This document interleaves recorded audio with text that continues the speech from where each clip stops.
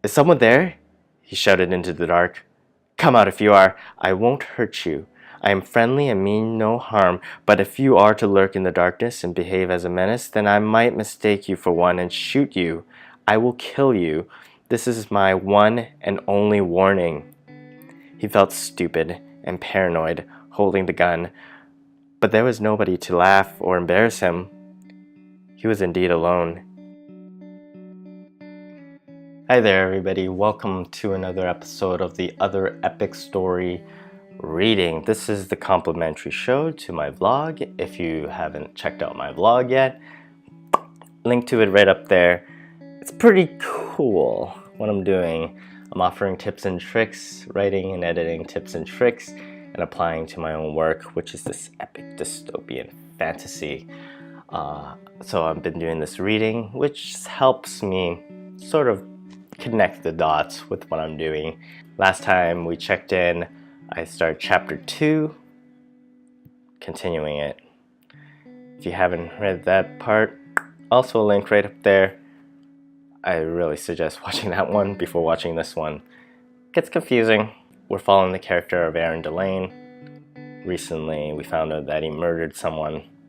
He has a gun that he took from a sheriff in his hometown, and he's currently on the lam.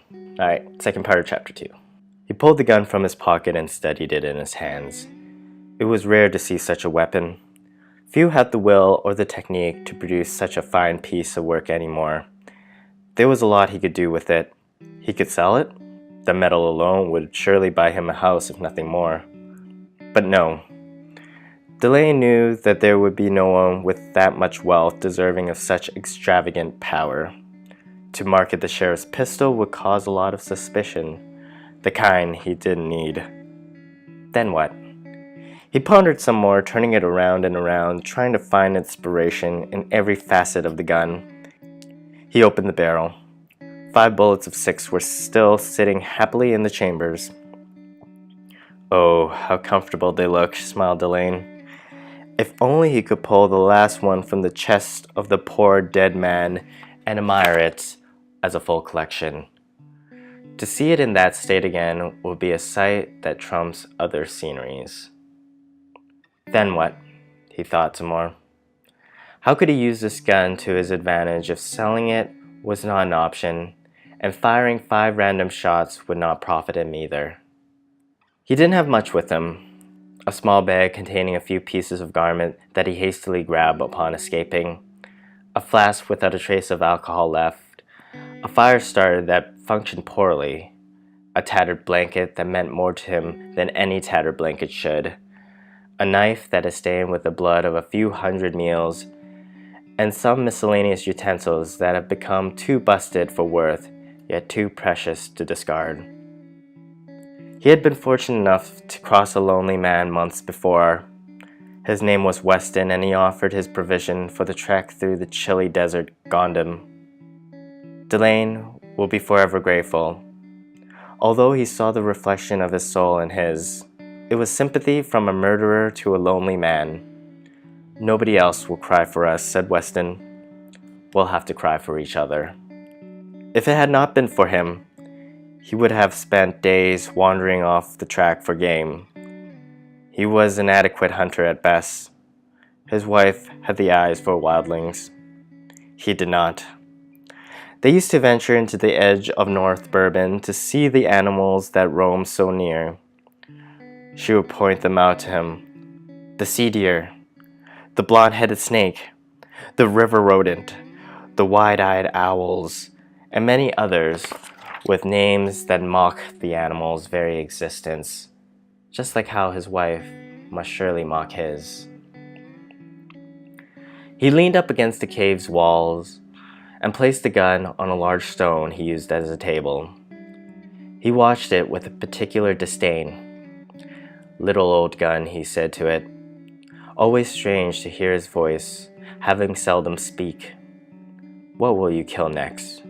He closed his eyes and lulled into a long slumber. The altitude of the mountain made the cold air thin. In a struggle to grasp a clean breath, Deliane awoke, touching his chest. He He was all right. His heart was where it belonged, and his lungs were performing like they should. As far as he could tell, he was still alive. He pulled himself onto his feet and felt his body cry out in pain as he stretched. His home in North Bourbon was not luxurious, but he still fantasized of sleeping in his own bed, as substandard as it was. But any bed was better than a pit in a cave, and any pillow stuffed with hay or sawdust was better than the roots of a tree. It was a tough change, but he had nobody to whine and complain to, so he shook it off. It was still too dark to see. He didn't set a fire that night, so he was left to his tired sense of touch. First, he felt for his gun that still lay on the rock. He picked it up and pocketed it. Shame to lose it now, he thought to himself. Deliane would never openly admit it, but somehow, representatively, the gun was his only companion. It was the last physical token, reminding him of his deed and the life he once had. It was his burden and his treasure. With his hands against the walls of the cave, he guided himself to the mouth where he felt the frosty night breeze against his face. His beard had grown long and unkempt. Deliane was not blessed with a thick, robust beard like many of the laborers he used to work with. They had long, husky facial hair that grew down to their chests. His looked patchy and pathetic in comparison. Still, it was an extra layer of protection, and he was grateful because the autumn fog was moving in more progressively each night for the past week. Deliane's life had taken such a wicked left turn since the murder that it was tough to isolate and describe any moment in particular as odd. But that night, at the break of dawn, something truly bizarre occurred. Frightened him, not as a fugitive, but as a mere mortal. There was a weird tone that hung in the air, like a humming that came from all directions. He focused his ears, but it didn't tell him anything his eyes didn't already know, and his eyes knew nothing. The fog felt like a veil that hung a pinch from his face. He waved his hand in front of it. It brushed away easily, but returned faster, revealing nothing. He massaged his temple, trying to reconnect anything that he had bumped loose during sleep. Everything internal seemed okay, except for the fact that he needed to urinate. Deliane believed that one should not lay waste where they sleep, so he stepped a little further out of the cave to find a suitable spot. He stepped over a ridge, pulled himself over a large boulder, and unzipped his pants. He aimed his stream at a small crevice in the walls of the mountain. Although it brought him pleasure, something about his surrounding disturbed him quite a bit. There was someone or something in his presence. The thought of bandits crossed his mind, stray men that wandered the land like him. But they had different values and different motives.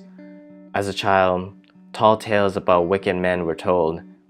They wandered the outer regions like pirates at sea and prey on unsuspecting travelers. Of course, they were tall tales, and he simply grew up to consider them fiction. Now that he stood with his back to the world, in the most vulnerable position, he could not help but consider those stories of bandits.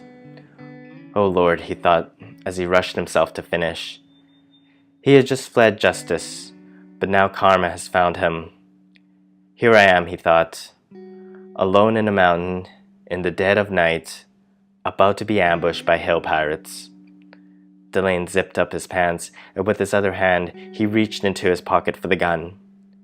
Something was there. A man, a beast, or a monster. He spun around to take aim. He froze. Nothing was there. Nothing yet, at least, he thought, keeping the gun steady and his guard up. Is someone there? He shouted into the dark.